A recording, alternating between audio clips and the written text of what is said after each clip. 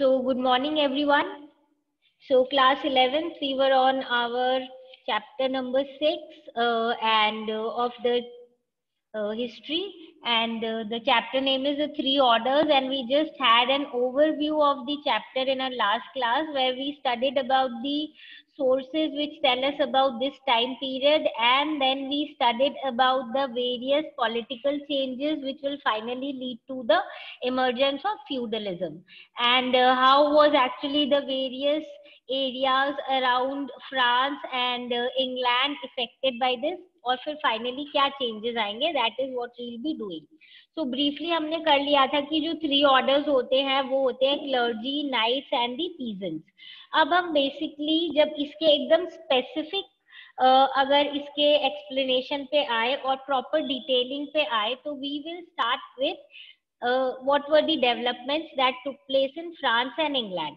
तो सबसे पहले एज वी नो कि वहां पे पॉलिटिकल अनरेस्ट चल रहा था और बहुत सारी ट्राइब्स जो हैं वो आपस में they were actually having wars. And why were they having wars? Because they wanted to have more control over the areas and also over the lands. ठीक है, तो उसमें से हमने पढ़ा था कि एक जर्मैनिक ट्राइब थी जो बेसिकली रोमन एम्पायर पे अटैक कर रही थी बार बार. तो इसमें से जो one of the most important जो थी वो थे फ्रैंक्स. अब ये जो फ्रैंक्स थे, जब इन्होंने एक एरिया था विच वाज गॉल, इस पे इसके ऊपर जब अपना कंट्रोल कर लिया तो इन्होंने इस एरिया को नाम दे दिया France. So from here we see the origin of the name France. और यहाँ पे हम यही देखेंगे कि ये जो एरिया है ना गॉल, ये इतना इम्पोर्टेंट क्यों था? Because it was very very fertile, very very prosperous. इसकी जो हम देखेंगे जोग्राफिकल फीचर्स है वो बहुत ज्यादा डाइवर्स थी. कोस्ट लाइन थी इनकी, टू एक्सटेंसिव कोस्ट लाइन्स थी, माउंटेन रेंजेस थे, रिवर्स थी, फॉरेस्ट थे, प्लेन एरिया थे, and it was very very good for agriculture and obviously very prosperous area. इसीलिए हर जो एक ग्रोइंग हम बोलेंगे लीडर्स थे या फिर नॉट प्रॉपरली एम्पायर बट जो भी बेसिकली किंगडम या इम्पोर्टेंट ट्राइब थे वो चाहते थे इस एरिया के ऊपर कंट्रोल करना. एंड फाइनली जो फ्रैंक्स है they succeeded in it and they finally change it name to France. अब क्या हुआ? फ्रांस एक्चुअली हम देखेंगे 6th सेंचुरी से ये जो रीजन है इस पे फ्रेंच किंग्स अब रूल करने लग गए थे and these people were mainly Christians. और क्रिश्चियंस तो obviously they had strong link with the church. और अब देखो, हमेशा ये याद रखना, जब भी कोई बड़ा एम्पायर बनता है ना तो उनको सोशल लेजिटिमेसी के लिए या फिर जो कॉमन लोग हैं वो भी उसमें बिलीव करे, उसके लिए वो हमेशा चाहते हैं कि हमें एक तरीके से कंसेंट मिल जाए या कुछ सपोर्ट मिल जाए. किसका? जो रिलीजियस हेड है या जो लोगों का जो रिलीजियस बिलीफ है, अगर वो बोल दे कि ये जो किंग है ये इज अ लीगल किंग और रिलीजियसली भी हम इसको मान रहे हैं कि he is the new emperor, तो जो कॉमन लोग है ना वो बहुत इजीली उसको क्या कर लेते हैं, एक्सेप्ट कर लेते हैं. So similar is the case. हमने बोला कि गॉल एरिया पे कंट्रोल कर लिया जर्मेनिक ट्राइब में और ये लोग थे क्रिश्चियंस. तो अब इनको उस चीज को ऑथेंटिक बनाने के लिए या लीगलाइज या more acceptable to the people बनाने के लिए इनको जरूरी था कि चर्च भी इनके जो एम्पायर है उसको एक तरीके से सब्सटैंशिएट कर दे. So how was this done? This was done actually 800 में. जो पोप है उन्होंने जो यहाँ के किंग थे शार्लेमेन, इनको क्या किया, इनको टाइटल दे दिया होली रोमन एम्परर.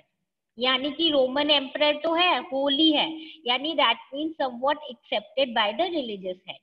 तो अब इससे ये जो एरिया है यानी इनके जो रूलर है वो ऑथेंटिक हो गए और अब जो है लोग इजीली इनको एक्सेप्ट करेंगे as the emperor. Now we'll notice कि अब फ्रांस के आसपास you may be knowing we have the island of England और स्कॉटलैंड है. तो 11th सेंचुरी में धीरे धीरे ये जो एरियाज है ये सारे के सारे फ्रेंच के अंदर आ गए थे. तो now this area France actually had many emperors, like we have a data given in our book on page number 130 4, जिसमें अलग अलग नेम्स दिए हुए हैं of different emperors who actually succeeded and each other, and then obviously इन्होंने क्या किया, expand भी कर लिया था अपना एरिया, जिसमें क्लोविस थे, देन शर्लोमेने का हमने पढ़ ही लिया, he was a great emperor, इन्होंने एक्सपेंशन भी बहुत किया था, एंड स्लोली एंड ग्रेजुअली जो है बाद में जो दूसरे रूलर्स थे उन लोगों ने नॉर्वे और ये जो इंग्लैंड है और बाकी एरियाज पे कवर कर लिया, अपने अंडर कर लिया। ठीक है, अब ये तो हमारा आ गया कि जो फ्रांस है वो पॉलिटिकली कितना एक्सटेंडेड था। अब आ जाते हैं जो अपना मेन टॉपिक है of this chapter, as the name of the chapter suggest, which is the 3 orders. तो basically again as I said in my previous class that you may be remembering, 9th class में हमने French revolution किया था, जिसमें one of the major cause of French revolution was the social division and how they were being looked upon, and कैसे क्या जो social structure base था, और जो स्पेशली जो थर्ड स्टेट वाले लोग थे यानी जो पेजेंट्स थे उनके क्या क्या ग्रीवियंसेस थे, जिसके कारण फाइनली फ्रेंच रेवोल्यूशन हुआ था। तो somewhat just keep that in background, मतलब वो फाइनली डेवलप होगा, पर वो उस फेज तक कैसे पहुंचा वो सारे फेजेस अपने करेंगे। तो फ्रेंच प्रीस्ट जो है वो ये बिलीव करते थे कि जितने भी लोग हैं वो सारे 3 ऑर्डर्स में बेसिकली कैटेगराइज किए जाने चाहिए। तो इनको एक्सप्लेन करने के लिए इन्होंने बहुत सारे रीजंस भी दिए। सबसे पहले तो इन्होंने बोला जो 3 ऑर्डर्स है वो है clergy, nobility and the peasantry. हमें पता है clergy are basically people who work in church, जिसको हम बोल देते हैं चर्चमैन। नोबिलिटी में आ जाते हैं अपने जो हम बोलेंगे लैंडलॉर्ड्स होते हैं, बड़े नाइट्स होते हैं जो basically kings and his main ministers kind of thing, and then we have the peasantry.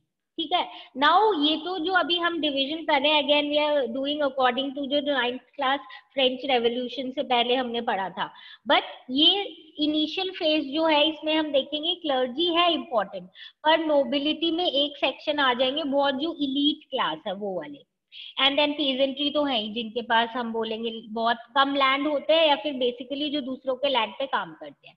अब आ जाते हैं एज आई सेड कि इस चीज को हम कैसे एक्सप्लेन करें, या फिर जो क्लर्जी है वो इस चीज को कैसे प्रूफ करेगा कि देखो हम लोग जो है, हम लोग फर्स्ट स्टेट है और हम लोग सबसे रिस्पेक्टेड लोग हैं। तो they he has given few examples कि जो सोसाइटी है ना वो डिवाइडेड होती है बिटवीन पीपल हु आर सब हु प्रे, यानी कि जो प्रे करते हैं, that means somebody who is devoted to God. Second है अदर्स फाइट, यानी कि नाइट्स जो होते हैं, और स्टिल अदर्स वर्क, यानी इसके बेसिस पे हमने 3 कैटेगरीज में सोसाइटी को क्या कर दिया है, डिवाइड कर दिया है, और यही जो बिलीफ है ये माना जाना चाहिए। इससे रिलेटेड इन लोगों ने बहुत सारे हम नोटिस करेंगे वर्क्स भी किए थे जिसमें इन्होंने इस चीज को समझाने की कोशिश की थी। समझाने in the sense, as I said कि आपको कोई भी चीज जो है इस तरीके से लोगों को प्रूव करानी पड़ेगी कि भाई ये चीज जो हम फॉलो कर रहे हैं it is acceptable, it should be acceptable because it is the basic social structure, अगर हम सोसाइटी की बात करें। तो यहाँ पे ये यही बोल रहे हैं कि 12th सेंचुरी में one of the Catholic clergyman जो है उन्होंने ये बोला था कि इमेजिन करो कि एक ही स्पेस है जहाँ पे हमने काव को, शीप को, गोट्स को, सबको एक साथ रखा हुआ है, तो क्या अच्छे से उसको मैनेज कर पाएंगे? नहीं कर पाएंगे। इसी तरीके से ये कह रहे हैं कि गॉड ने ठीक है सबको बनाया है, बट इन्होंने थोड़े इन सबके बीच में डिस्टिंक्शंस है, और अपने को ये डिस्टिंक्शन फॉलो करके ही क्या करना चाहिए, सोसाइटी को चलाना चाहिए, तभी चीजें क्या होगी, अच्छे से ऑर्डर में चलेगी। And that is why he said that actually में हम ये जो इक्वालिटी की बात करते हैं, एक्चुअली में सारे ह्यूमन बींग्स जो है इक्वल नहीं होते, they should be divided on certain basis, and the basis is as they said, first should be obviously those who pray, second should be those who fight, and the third should be those who actually work for others. तो ये अपना basic इनकी division आ गई। ठीक है, अब हमने ये जो 3 ऑर्डर्स की बात की है, first order, second order and the third order, इसमें we will move on to the first order first. In your book actually the second order is given first, but obviously we will go in a sequence. ठीक है, so we'll move on to the first order, clergy. I think you all know clergy basically Catholic Church के जो हम बोलेंगे main उसमें काम करते हैं वो क्लर्जी हो जाते हैं। कैथोलिक चर्च जो थी उसके अपने कुछ लॉस थे, वो उनके पास बहुत ज्यादा लैंड थे जो बेसिकली उनको गिफ्ट किए जाते थे बाय द रूलर्स, और वो जो है वो टैक्सेस भी कलेक्ट करते थे. If you remember, again I am taking the example of French revolution. हमने पढ़ा था 2 टाइप के टैक्सेस थे, जिसमें से एक हमने पढ़ा था टाइप्स. वो होता है 1/10 of the agriculture produce which is given to the church. तो इनको टैक्सेस भी मिलते थे. हेड ऑफ द चर्च जो है वो ऑब्वियसली अपने को पता होगा, you all may be knowing कि हेड ऑफ द चर्च जो है वो पोप होते हैं, and he used to live in Rome. अब जितने भी क्रिश्चियंस हैं बाकी यूरोप में, उनको गाइड कौन करते थे? बिशप्स करते थे एंड क्लैरिक्स. बिशप्स बेसिकली वही रिलीजियस हेड होते हैं, या हम जैसे बोल सकते हैं कि पोप तो एक है पर बिशप्स होते हैं अलग अलग एरिया पे जो लोगों को गाइड करते हैं, और ये एक तरीके से क्या होते हैं? रिलीजियस हेड होते हैं. क्लरिक्स भी सिमिलर काइंड ही होते हैं, priest with high position and the you can say religious leader जैसे बोल सकते हो. तो ये लोग जो थे ये बन जाते थे अपने फर्स्ट ऑर्डर. और उसके अलावा हम नोटिस करेंगे कि कुछ चीजें थी जो ये लोग फॉलो करते थे. नाउ यहाँ पे हम देखेंगे कि जो फर्स्ट ऑर्डर के जो लोग थे, ये ऑब्वियसली सबसे रिस्पेक्टेड सोसाइटी थी, हम देखेंगे. और ये भी हम नोटिस करेंगे कि चर्च बहुत इंपॉर्टेंट हो गए थे, क्योंकि ऑब्वियसली जनरली लोग क्या करते थे? एवरी संडे अपने विलेज चर्च में जाते थे, क्या करने के लिए? सुनने के लिए कि प्रीस्ट जो है वो जैसे जो भी गुड मैसेजेस दे रहे हैं और क्रिश्चियनिटी से रिलेटेड अच्छी अच्छी बातें बता रहे हैं, उनके बेसिक प्रिंसिपल्स बता रहे हैं, ये सारी चीजें. और लोग जो है उसको सुन के ऑब्वियसली अपने रिलीजन के प्रति हम बोलेंगे उनको वो ज्यादा उसके बारे में समझ रहे हैं, एंड ऑल दीज थिंग्स. ठीक है. Now when we move on to the more details of it, तो एक अपने जो अपने फर्स्ट ऑर्डर की बात की है, ये थोड़ा स्पेसिफिक में चले जाते हैं. सबसे पहली बात तो है, एवरीवन जो है, everyone could not become a priest. ठीक है. कौन कौन है जो प्रीस्ट नहीं बन सकते थे? सर्व्स, फिजिकली चैलेंज और विमेन. ये जो है ये लोग प्रीस्ट नहीं बन सकते थे. और ऑब्वियसली अपने को पता है सर्व्स तो वो सेक्शन होते हैं जो एकदम हम बोलेंगे those who work on somebody else's farm. And ये तो हम आगे जब सर्व्स के बारे में डिटेल पढ़ेंगे, एक तरीके के फोर्स लेबर थे, इनके पास तो अपने को राइट्स ही नहीं थे. Then we move on to men who became priest. जो प्रीस्ट बन जाते थे ना, वो मैरी नहीं कर सकते थे, दे कुड नॉट मैरी. अब इसके अलावा क्या है, हम ये नोटिस करेंगे कि जो बिशप्स है ना, वो धीरे धीरे क्या बन गए थे? वो एक तरीके की रिलीजियस नोबिलिटी बन गए थे. What do I mean by religious nobility? Religious nobility से मेरा मतलब है जिनके पास a vast landed estates थे, बहुत ज्यादा इनके पास लैंड जो है एक्सपैंडेड थे, इनके ग्रैंड पैलेसेस थे, और मतलब their life was actually full of luxury. These were the bishops. अब आ जाते हैं कि एज आई सेड की जो टैक्सेस वाली बात थी कि church was entitled to a 10th share of whatever the peasants produce from their land over the course of the span of 1 year, यानी टाइप्स. हमने पहले भी पढ़ा था कि चर्च जो है उसको टैक्सेस मिलते हैं, पेजेंट्स देते हैं, and these are actually 1/10 of the agriculture produce. अब इसके अलावा टैक्सेस तो आते थे इनके पास मनी भी आता था. मनी किस फॉर्म में आता था? In form of endowment made by rich for their own welfare and the welfare of the deceased relatives in the afterlife. यानी मतलब क्या है? इसका मतलब है कि लोग जो हैं वो जैसे बहुत ज्यादा जो रिच लोग हैं वो क्या करते हैं, गॉड को जैसे चैरिटी जैसे सॉरी डोनेशन जैसे देते हैं ना, उस तरीके से ये लोग चर्च में देते. तो ऑब्वियसली वो बिशप्स और क्लर्जी के पास ही आ जाता था.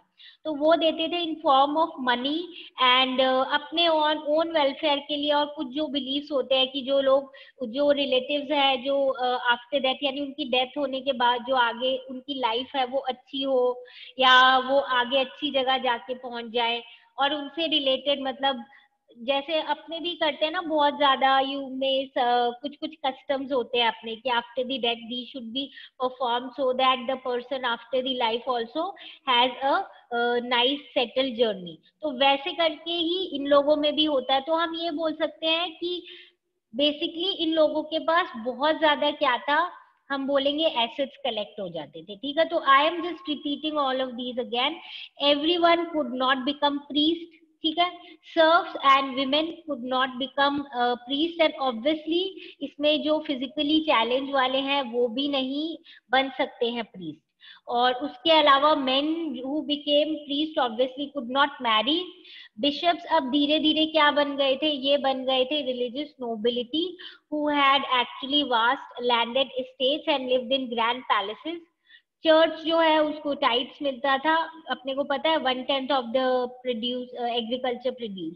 और इसके अलावा इनको बहुत सारी डोनेशंस और बहुत सारा मनी मिलता था in the form of the rich people who used to give it for their own welfare and also for the their relatives after, मतलब for their good journey after life.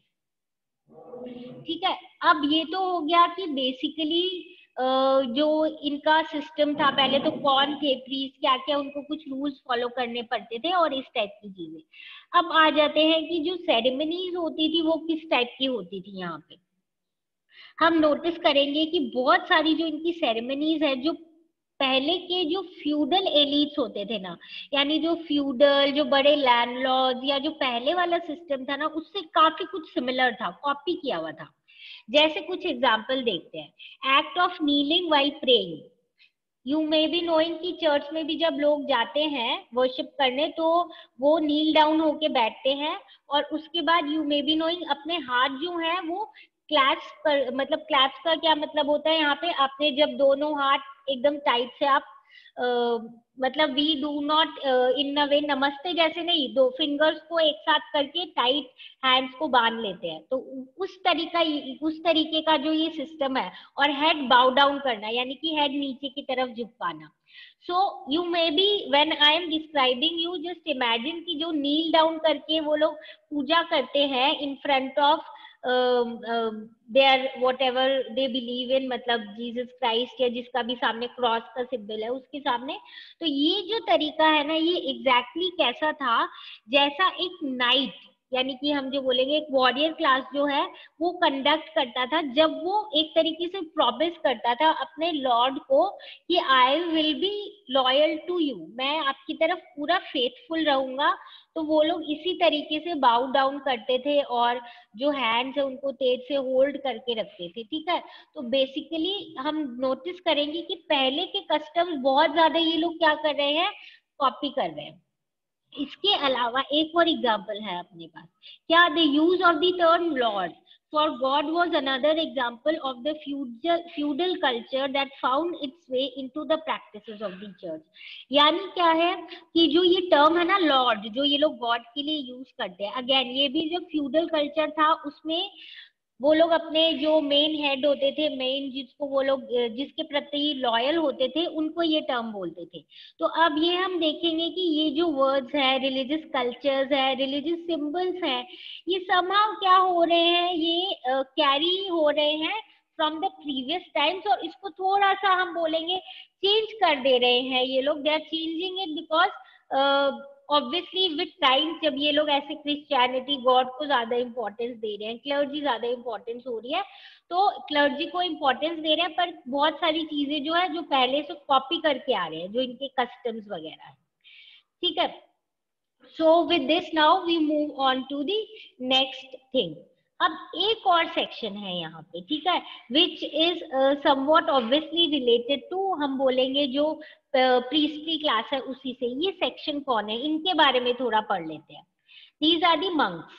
ठीक है, अब monks कौन होते हैं, basically क्या होता है कि चर्च के अलावा जो बहुत ज्यादा डिवोटेड थे, डीपली रिलीजियस, उसमें मतलब रिलीजन में वो लोग इंटरेस्टेड थे, ये वो लोग थे जो बेसिकली जिन्होंने एक दूसरा काइंड ऑफ ऑर्गेनाइजेशन ऐड किया। वो दूसरा काइंड ऑफ ऑर्गेनाइजेशन क्या था, वो ये था, ये लोग रहना चाहते थे एकदम आइसोलेटेड लाइफ। ठीक है, ये जो क्लेरिक्स थे उनकी तरह मतलब टाउन्स के बीच में नहीं रहना चाहते थे, और टाउन्स और विलेजेस में। ये इसके अलावा वो एक रिलीजियस कम्युनिटीज में रहते थे सारे, जिनको हम एबिस या मोनेस्ट्रीज बोल सकते हैं। बेसिकली ये ह्यूमन हैबिटेशन से बहुत दूर होती थी ये जगह, ठीक है। So two of the more well-known monasteries were those established by Saint Benedict in Italy in 529 and Cluny, Burgundy in 910. तो इन्होंने मेन दो मोनेस्ट्रीज का नाम दिया है। हम देखेंगे ये जो मोनेस्ट्रीज है इनमें जो मॉन्क्स रहते थे ना, इनकी लाइफ जो है ये बिशप्स और क्लर्क से बहुत अलग होती थी।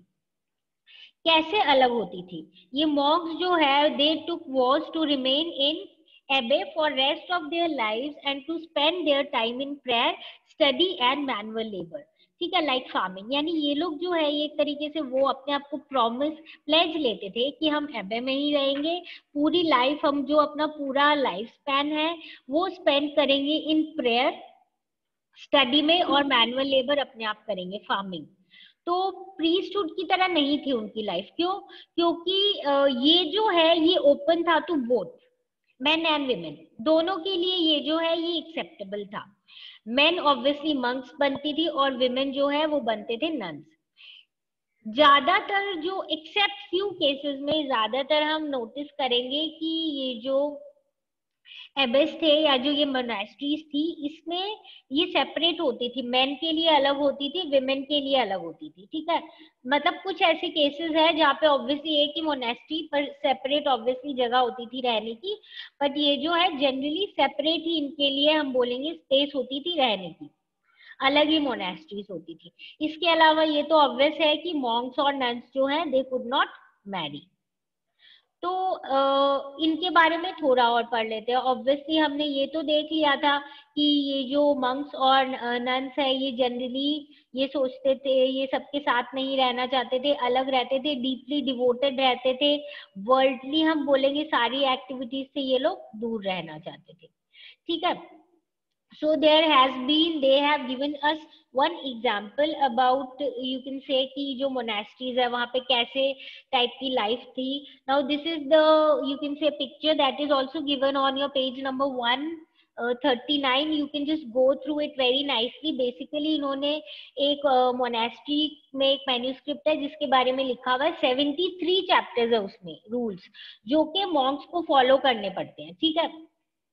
एंड पहला तो क्या आपको परमिशन चाहिए टू स्पीक, मतलब बोलना भी जो है it is a kind of, you can say, इसके लिए भी आपको उनको परमिशन दी जाती थी कि रेयरली बोलो, मतलब जितना कम हो सके उतना बोलो। ह्यूमिलिटी मींस ओबीडियंस, और हमेशा ओबीडियंट रहो अपने जो भी बाकी मॉन्क्स और जो हेड है। मॉन्क जो है उनके पास कोई प्राइवेट प्रॉपर्टी नहीं होनी चाहिए। आइडलनेस मतलब खाली बैठना जो है एक तरीके से आपके लिए एनिमी है सबसे पहले। और आपको ऑब्वियसली ऐसे दिन भर जो है आपको मैनुअल लेबर में ऑक्यूपाइड रहना चाहिए एटलीस्ट फॉर फिक्स आवर्स, और उसके बाद आपको सेक्रेड रीडिंग भी करनी चाहिए, यानी अच्छी बुक्स जो है वो पढ़नी चाहिए, रिलीजियस बुक्स, जिससे आपको नॉलेज मिले और एनलाइटनमेंट, मतलब बेसिकली जो आपका रिलीजियस मोटिव है वो फुलफिल हो। और उसके बाद मोनेस्ट्री इस तरीके से होनी चाहिए कि सारी नेसेसिटी जो है ना उसी के, उस मोनेस्ट्री के विद इन जो उसकी बाउंड्रीज है वहीं पे आपको मिल जाए, वाटर, मिल, गार्डन, वर्कशॉप, ताकि obviously because they wanted to stay secluded from the other world, मतलब वो चाहते थे कि हम लोग जो है बाकी के जो वर्ल्ड है उससे थोड़ा सा दूर रहे, इसीलिए तो वो सिटीज और टाउन से थोड़ा बाहर आके रहते थे, ठीक है। सो अब towards the end of, you can say, जब हम मॉन्क्स के बारे में पढ़ेंगे तो हम नोटिस करेंगे कि ये जो मोनेस्ट्रीज है इनमें जो मोनेस्टिसिज्म का पर्पस है, अब हम नोटिस करेंगे बाय द 14th सेंचुरी एक तरीके का अनसर्टन हो गई थी इसकी जो वैल्यू है और पर्पस है मोनेस्टिसिज्म का। मतलब people were not clear that what these people want, ठीक है। तो इससे रिलेटेड जो है in England they have specified one, they are saying कि एक लैंगलेट्स की पोएम है जिसमें इन्होंने कंट्रास्ट किया है between the ease and luxury of the life of some monks with the pure faith of simple plowmen and shepherds. उसके बाद we have also one poem that is given in your page number 140 which has been written by Chaucer, और इन्होंने भी एक comic portrait किया है of nun monk and friend. Now I want you all to give this poem a reading. ठीक है, 140 page पे towards the end ये पोएम दी हुई है. I want you all to read it and tell me the meaning of it. ठीक है, just keep in mind what they are saying, that now people were confused, people were in suspicion कि ये जो मोनास्टिसिज्म है, एक तरफ तो अपने बोल रहे हैं ऐसी लाइफ होनी चाहिए, ये वाली so many rules to follow, और एक टाइप पे the people are saying that they are actually leading a life of luxury as compare to the common man. तो इसीलिए ये बोल रहे हैं कि there is a contrast. So regarding this, many poems were written and many different things were being said. So similar is the poem that is given on page number 140 towards the end of your page. And I'll explain this poem in our next class.